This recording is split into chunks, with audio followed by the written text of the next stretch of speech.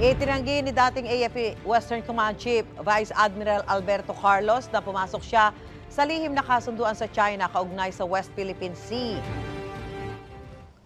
There are stories about me making secret deals with China and their officials. These are completely false. I have not compromised the country's territorial integrity. I have not given up our sovereign rights and entitlement. I am a soldier for the Filipino, and I remain a loyal servant of the Republic. Sinabi ni Carlos sa pagdinig ng Senado kaugnay sa umunoy recorded na pakikipag-usap ng isang opisyal ng Pilipinas sa opisyal ng Chinese Embassy.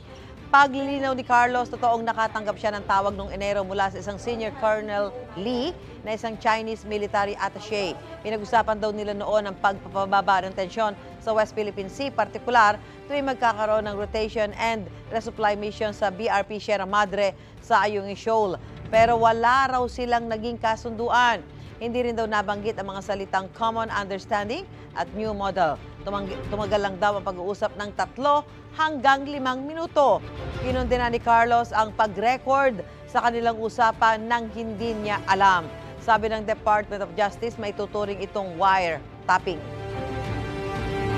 We have a testimony now that we can use that indeed there was a call and it was recorded, so it can be considered as a violation of the anti-wiretapping law. Inimbitahan din sa pagdinig si Chinese Ambassador Huang Xilian pero hindi siya dumalo. Hiningan pa ng GMA Integrated News ng reaksyon ang embahada ng China kaugnay ng issue. Mga kapuso, para una ka sa mga balita, mag-subscribe sa GMA Integrated News sa YouTube. Sa mga kapuso abroad, subaybayan niyo po kami sa GMA Pinoy TV at sa www.gmanews.tv.